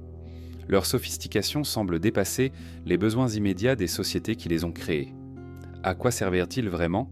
À mesurer le temps, à observer les astres, à calculer des cycles invisibles ? Ces outils muets laissent derrière eux un parfum de science oubliée. Dans les Andes, les pierres gravées d'Ica, bien que très controversées, racontent une histoire troublante. Certaines montrent des scènes d'astronomie, de médecine, voire d'anatomie avancée. Beaucoup les considèrent comme des faux modernes, mais d'autres soulignent que la répétition de ces motifs, leur ancienneté apparente, pourrait être témoignée d'un savoir perdu. Qu'elles soient authentiques ou non, elles traduisent une intuition persistante. Et si les anciens disposaient d'outils conceptuels plus complexes qu'on ne l'admet, les textes anciens regorgent eux aussi de références à des objets énigmatiques. Dans l'Inde védique, les les Vimanas sont décrits tantôt comme des machines volantes, construites avec une technologie que nous ne comprenons pas. Les Grecs parlaient maintes du mécanisme d'Anticythère, retrouvé au fond de la mer Égée, un assemblage de rouages si sophistiqué qu'il fallut attendre le XVIIIe siècle pour retrouver une mécanique comparable en Europe. Cet ordinateur antique prouve que des outils complexes pouvaient exister bien avant l'époque où nous pensions les avoir inventés. Si ce mécanisme a survécu par hasard, combien d'autres ont été perdus à jamais, engloutis par les siècles? Des outils perdus dans le temps ne signifient pas seulement des objets matériels. Ils peuvent être des techniques, des savoir-faire, des méthodes de construction dont nous avons oublié la clé. Les blocs cyclopéens de Baalbek, les pierres parfaitement ajustées de Puma Punku, les colonnes de Göbekli Tepe, tout cela suppose une maîtrise que nous peinons à égaler. Les outils qui ont permis ces merveilles ont disparu, mais leurs échos résonnent encore dans les monuments. Ils rappellent que l'ingéniosité humaine n'est pas une ligne ascendante, mais une série de fulgurances, parfois perdues, parfois retrouvées, comme des étincelles dans le noir. Dans le domaine acoustique, certains temples anciens semblent conçus pour résonner de manière particulière. À Chichén Itzá, les marches de la pyramide restituent un son ressemblant au cri du Quetzal lorsqu'on applaudit au pied du monument. À Malte, certains hypogées produisent des vibrations qui affectent directement le corps humain. Ces effets acoustiques supposent une connaissance fine des propriétés sonores, un savoir qui semble avoir disparu. Les outils qui permettaient de concevoir de tels espaces n'étaient pas faits de métal ou de pierre, mais de mathématiques et d'expérimentation. Et pourtant, eux aussi se sont évanouis dans l'oubli. Ce qui rend ces échos si troublants, c'est qu'ils ne forment pas un corpus cohérent. Ce sont des fragments, des anomalies, des ruines. Un marteau pris dans la roche, un mécanisme retrouvé en mer, une pierre gravée d'un symbole incompris. Rien qui suffise à réécrire l'histoire, mais assez pour la fissurer. Comme des voix lointaines, ces outils perdus nous parviennent par éclats, rappelant que nous ne connaissons pas tout du passé. Les sceptiques affirment que beaucoup de ces trouvailles ensemble sont des erreurs, des illusions, voire des supercheries. Et souvent, ils ont raison. Mais l'accumulation, le retour constant de ces récits, laisse une empreinte. Même si 9 histoires sur 10 sont fausses, qu'en est-il de la 10e ? Même si une seule de ces anomalies est authentique, elle suffit à transformer notre compréhension.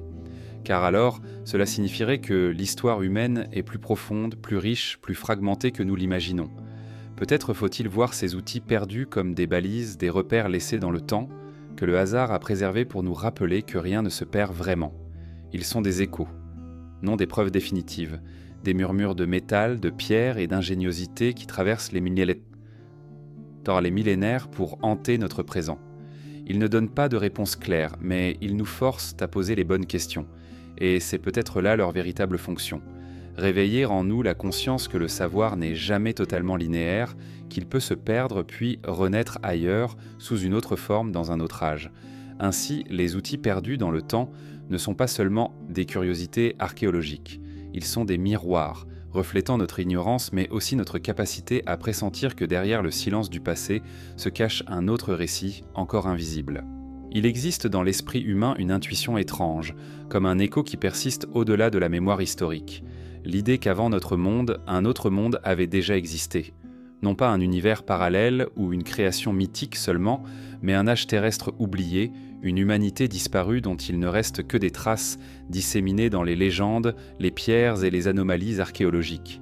Cette hypothèse troublante n'appartient pas uniquement aux poètes et aux rêveurs.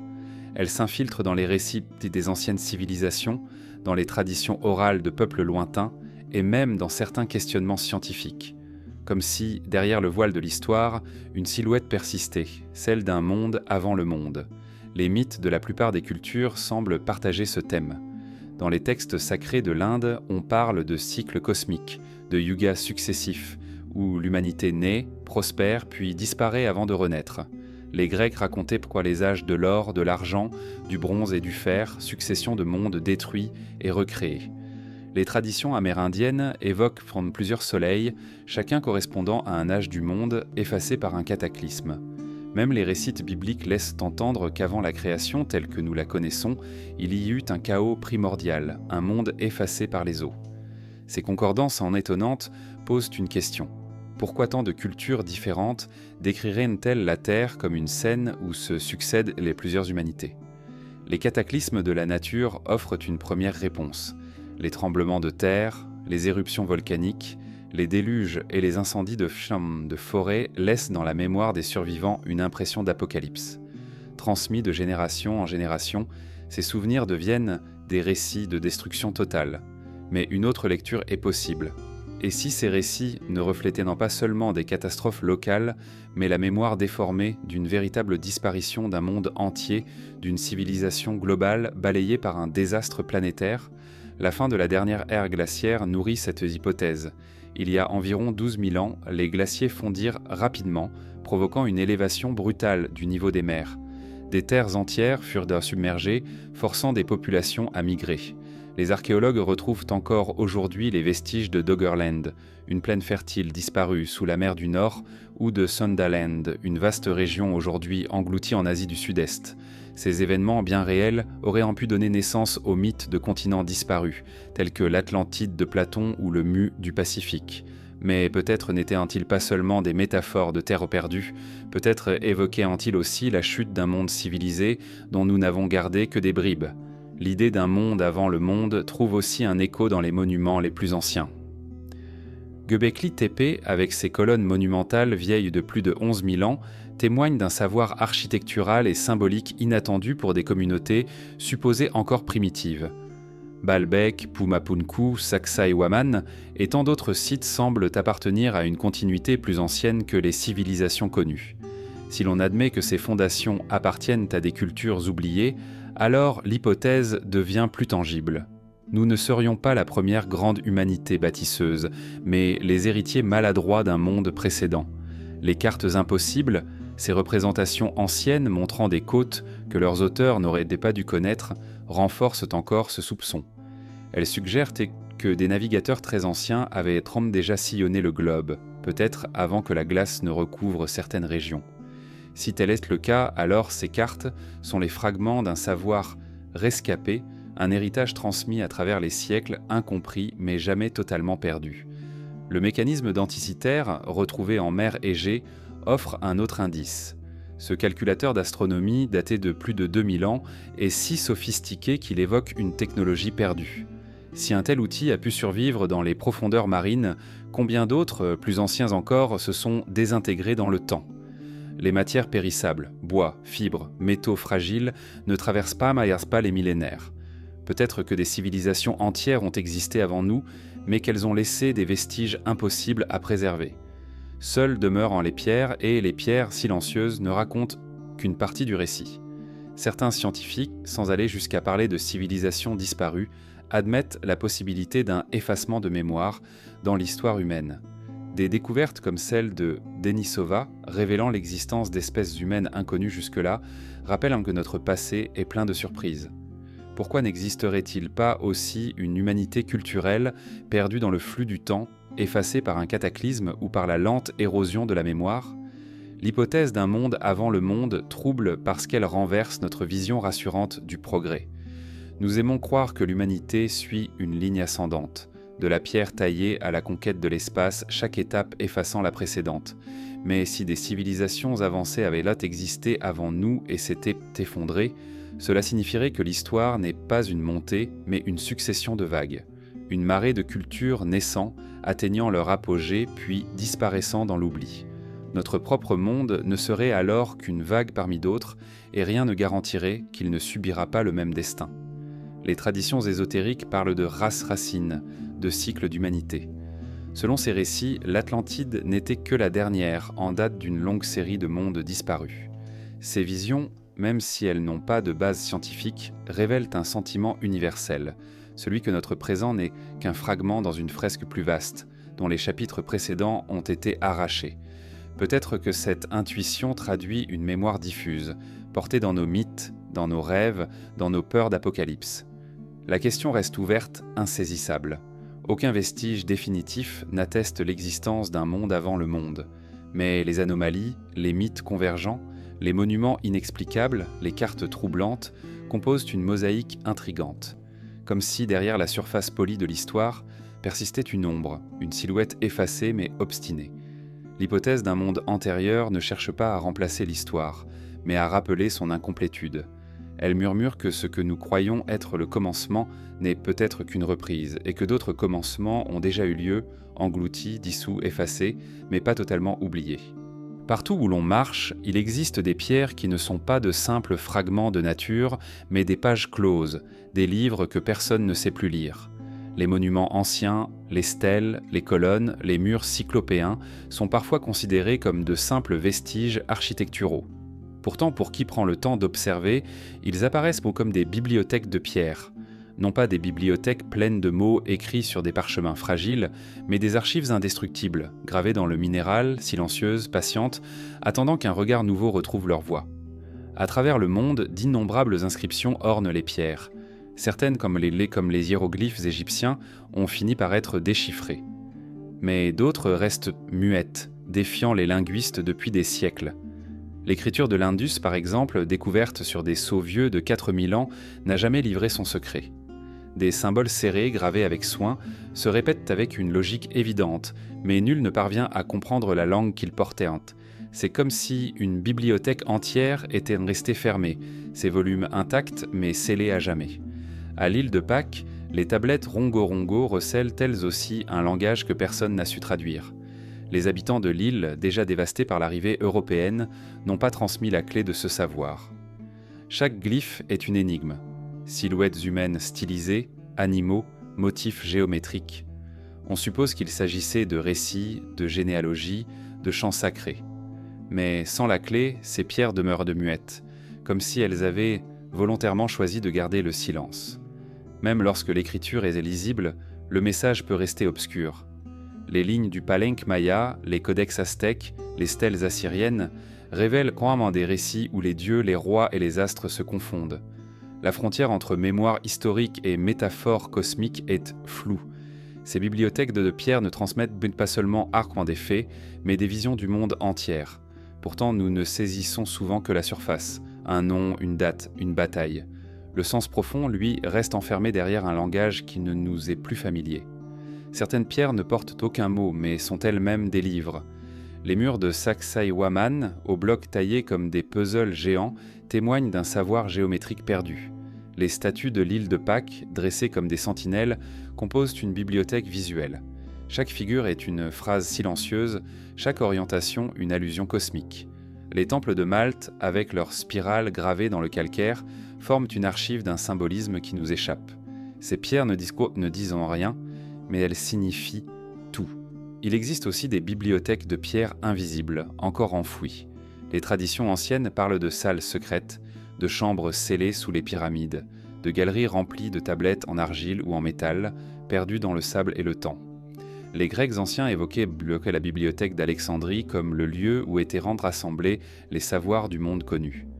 Mais avant elle, combien d'autres bibliothèques ont existé, gravées non sur du papyrus fragile, mais sur la roche patiente dans leur obscurité.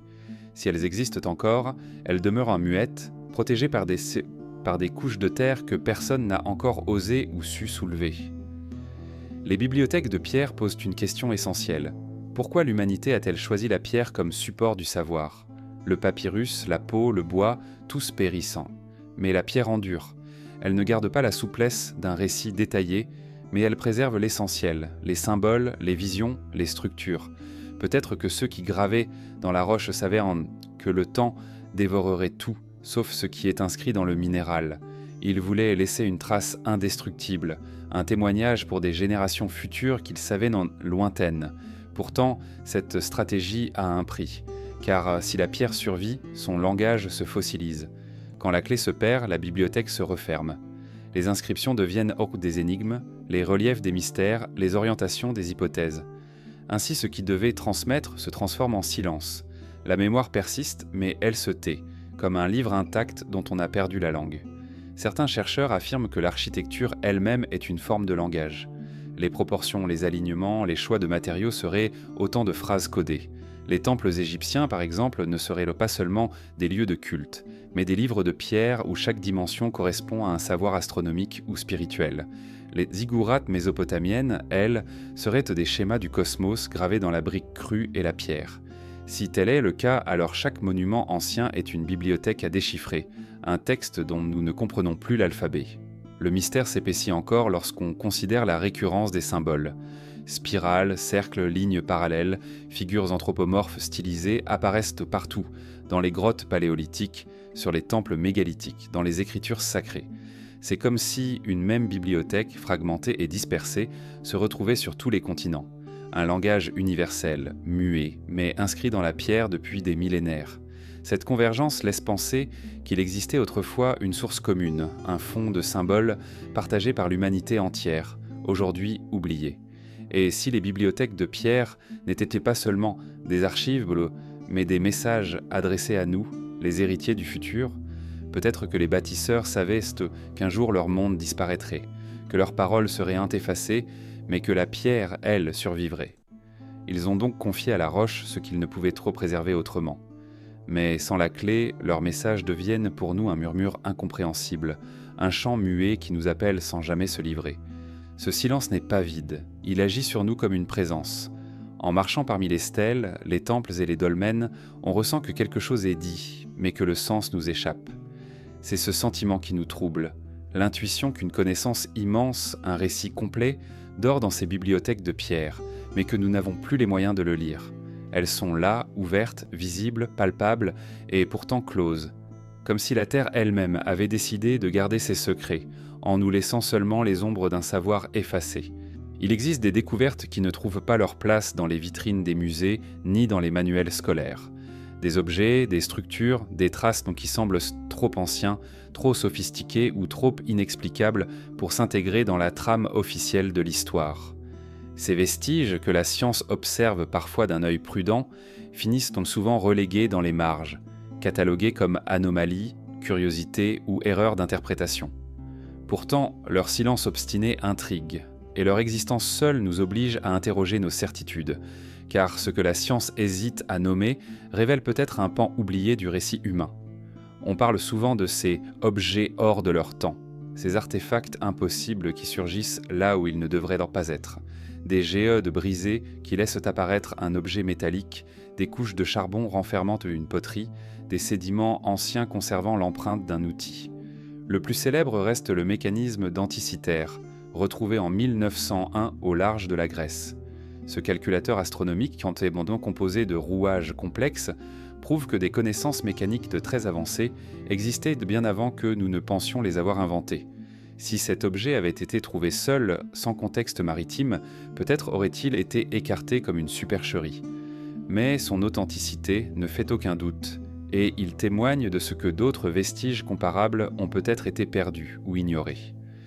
Dans les profondeurs de la Sibérie, des géologues ont découvert d'énormes structures métalliques ensevelies dans les tourbières, surnommées les cauldrons de la vallée de la mort.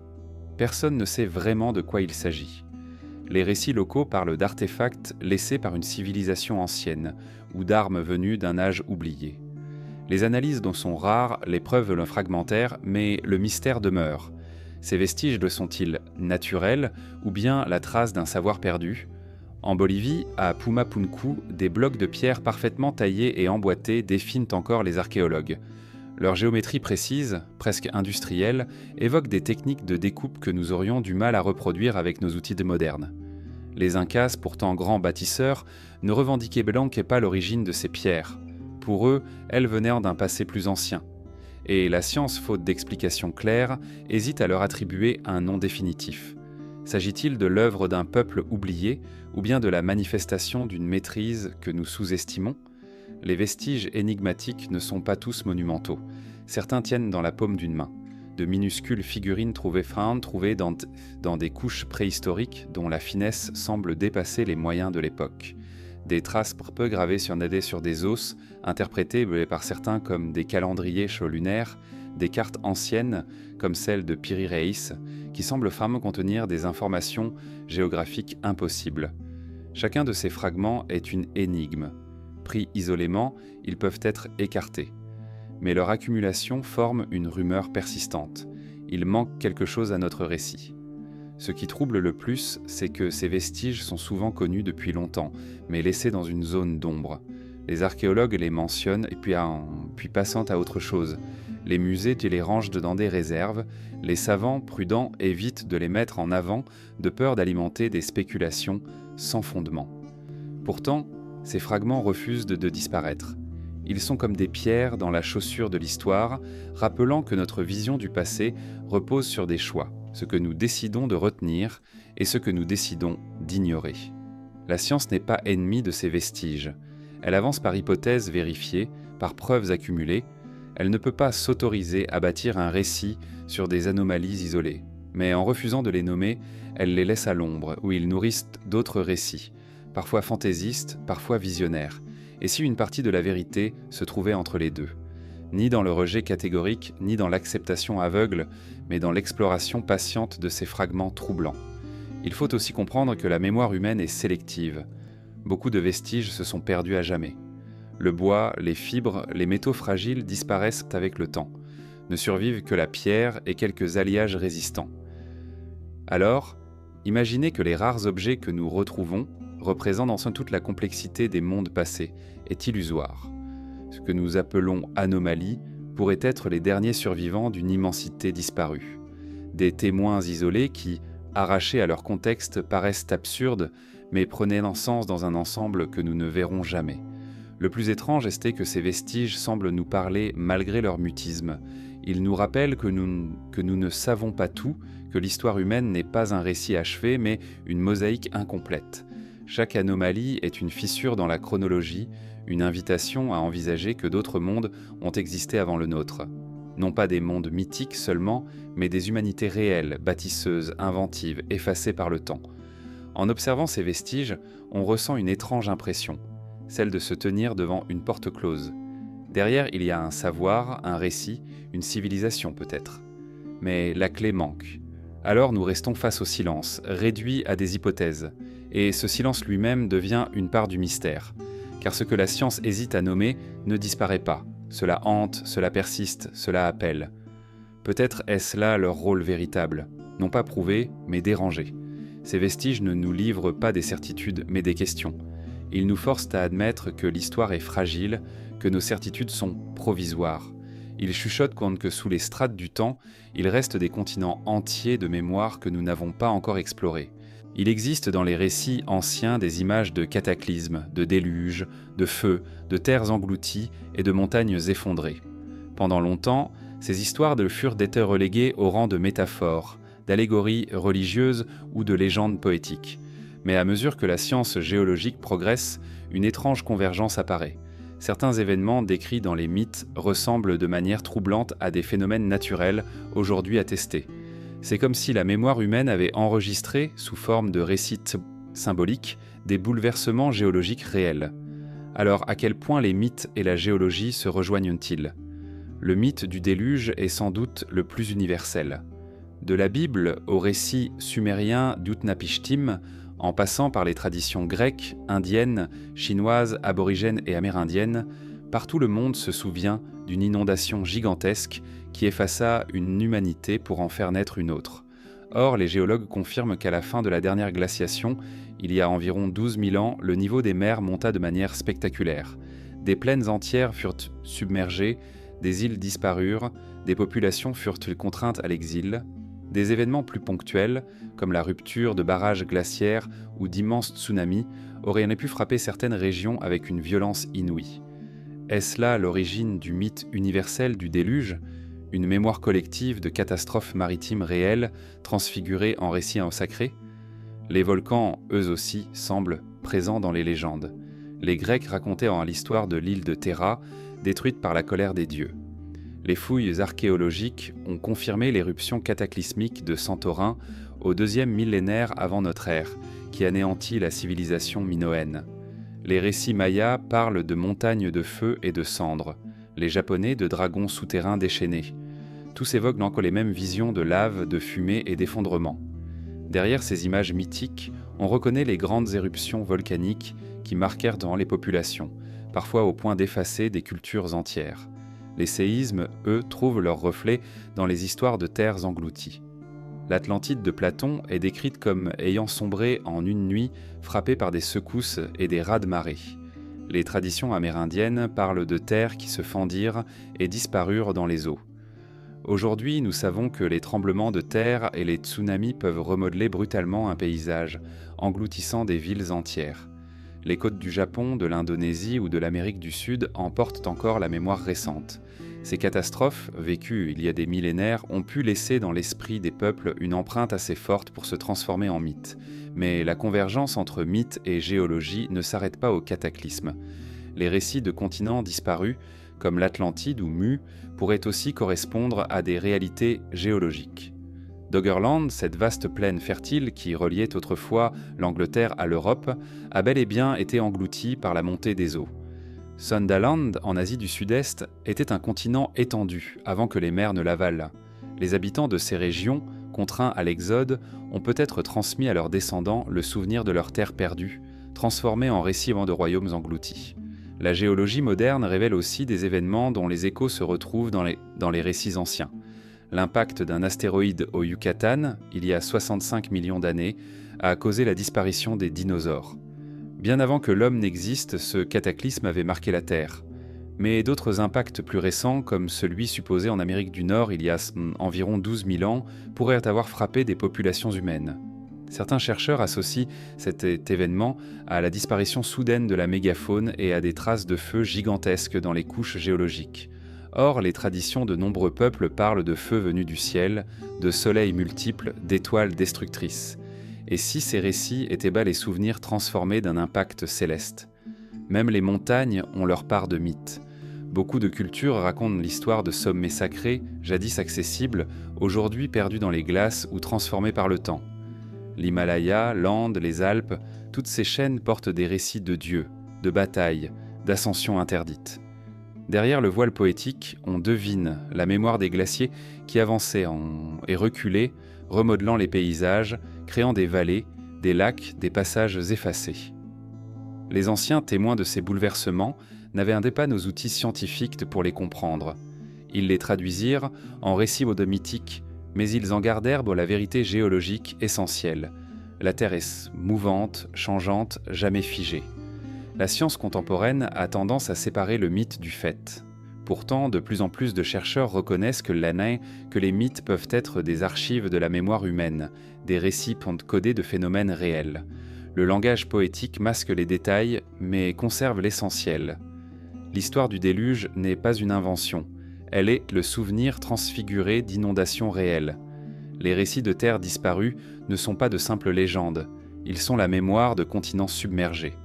Les images de feux célestes et de montagnes effondrées ne sont pas seulement symboliques, elles rappellent des cataclysmes géologiques.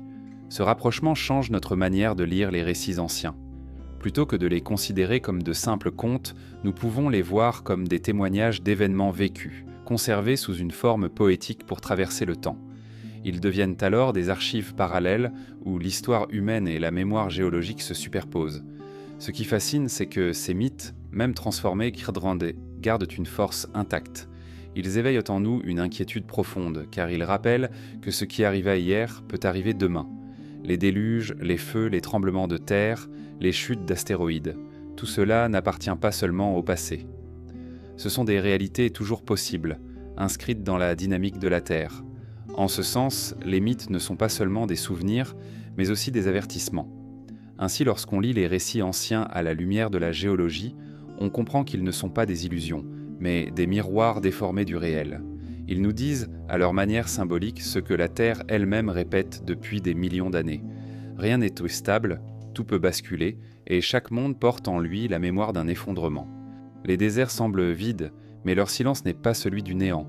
C'est un silence lourd, saturé, comme si les grains de sable étaient autant de pages effacées d'un livre immense. Le vent, en les déplaçant sans fin, recouvre et dévoile tour à tour des fragments de mémoire. Sous l'immensité dorée, sous les dunes mouvantes, s'étendent les ruines d'un monde oublié. Les sables ne sont pas un désert seulement géographique. Ils sont un voile, un linceul posé sur des civilisations disparues, gardiens d'un silence qui défie le temps. Le Sahara, aujourd'hui océan de dunes et de pierres arides, fut jadis une terre verdoyante. Les peintures rupestres du Tassili Najer, en Algérie, en témoignent. Des troupeaux d'animaux, des scènes de chasse, des personnages vêtus, parfois même des silhouettes mystérieuses, ornent les parois rocheuses. Elles racontent une époque où l'eau coulait dans des vallées d'infertiles, où l'homme bâtissait des campements permanents. Mais ces fresques, vieilles de plusieurs millénaires, révèlent aussi autre chose, la possibilité que le Sahara ait abrité des cultures organisées, disparues sous l'avancée inexorable des sables. Les légendes locales parlent de villes ensevelies, de royaumes perdus que seuls les vents connaissent encore. Dans l'imaginaire touareg, le désert n'est pas vide, il cache. Sous les dunes, disent certains récits, dorment des palais et des temples. Des caravanes entières auraient disparu en découvrant par hasard l'entrée de ces cités englouties, avalées ensuite par le sable mouvant. Qu'il s'agisse de contes ou de mémoires transmises, ces histoires traduisent un fait essentiel. Le désert est une archive invisible, un tombeau où les pierres se cachent sous les grains. Plus à l'est, en Égypte, le sable a longtemps gardé le secret des pyramides. Lorsque les voyageurs grecs et romains contemplaient le plateau de Gizeh, nombre de monuments étaient déjà recouverts partiellement. Le sable montait jusqu'aux épaules des statues, masquait les portes, effaçait les allées. Les fouilles modernes ont montré que des temples entiers dormaient encore sous la surface, intacts. Chaque dégagement de sable révèle une surprise, une stèle, une chambre, une avenue bordée de sphinx. Le désert garde et protège à la fois. Il ensevelit, mais il conserve comme un gardien jaloux du passé. Dans la péninsule arabique, les textes anciens mentionnent la cité d'Iram, aussi appelée Ubar, décrite comme la ville des 1000 piliers. Longtemps considérée comme une légende, elle finit par être localisée dans les années 1990, grâce à l'imagerie satellitaire. Les ruines, ensevelies par les sables, correspondaient aux récits du Coran et des traditions arabes. L'histoire d'Ubar montre que certaines cités, longtemps jugées mythiques, sont bien réelles, simplement dissimulées sous le voile désertique. Combien d'autres attendent encore, invisibles, sous des couches de dunes mouvantes? Le silence des sables ne se limite pas au Sahara ou à l'Arabie. En Amérique du Sud, dans le désert d'Atacama, les géoglyphes géants tracés sur le sol ne sont visibles que depuis le ciel. Leur signification reste énigmatique. Ces figures immenses, parfois longues de plusieurs centaines de mètres, semblent avoir été créées pour être vues de haut, comme si leurs auteurs savaient que leur message s'adressait à une perspective aérienne. Là encore, le désert agit comme un conservateur. Ces conditions extrêmes ont protégé ces œuvres pendant des siècles. Mais elles gardent leur secret, leur langage muet. Les sables protègent aussi les mystères des royaumes nubiens et couchites, au sud de l'Égypte. Leurs pyramides plus petites, leurs temples, leurs nécropoles restent encore enfouis en grande partie. Chaque fouille révèle de nouveaux complexes, parfois intacts depuis des millénaires. Le désert les a cachés, les a gardés dans son silence. Chaque découverte bouleverse la chronologie et rappelle que sous la surface, le passé continue de respirer. Mais le rôle des sables dépasse la simple conservation matérielle. Ils incarnent le pouvoir de l'oubli. Là où l'eau efface en dissolvant, le sable efface en recouvrant. Tout reste, mais rien ne se voit. Les villes, les routes, les tombes deviennent des fantômes invisibles, étouffés sous la poussière mouvante. Les archéologues savent que pour chaque site dégagé, des dizaines d'autres dorment encore. Le désert est un océan où les dunes sont des vagues, mouvantes, recouvrant et découvrant les ruines au gré des vents. Ce qui trouble, c'est que les sables ne recouvrent pas seulement des pierres, ils recouvrent des récits. Chaque cité disparue représente une mémoire, une histoire, un savoir effacé. Les bibliothèques incendiées détruisent des mots, mais les déserts détruisent les contextes. Ils laissent les vestiges muets, privés de leur environnement comme des phrases arrachées à un livre. Alors, face à une ruine émergeant du sable, nous ne voyons qu'un fragment isolé, sans comprendre le récit complet. Le silence gardé par les sables agit aussi sur l'imagination. Car ce que nous ne voyons pas, nous l'imaginons. Les voyageurs, les explorateurs, les conteurs projettent dans les dunes leur propre vision. Certains parlent de cités d'or, d'autres de labyrinthes infinis, d'autres encore de portes vers un monde souterrain. Ces images, qu'elles soient tant vraies ou fausses, traduisent une vérité plus profonde. Nous savons instinctivement que sous le désert, quelque chose se cache. Même si nous ignorons quoi, Nous ressentons ce poids, cette présence invisible. Le désert est un paradoxe. Il semble vide, mais il contient trop. Il paraît stérile, mais il conserve. Il efface les traces en surface, mais il protège celles qui dorment en profondeur. C'est peut-être pour cela que tant de mythes y situent des cités perdues, des royaumes engloutis, des trésors oubliés. Le désert devient l'ultime gardien, celui qui retient la mémoire dans son silence. En contemplant l'horizon des dunes, on perçoit cette vérité étrange. Chaque grain de sable est une particule de temps.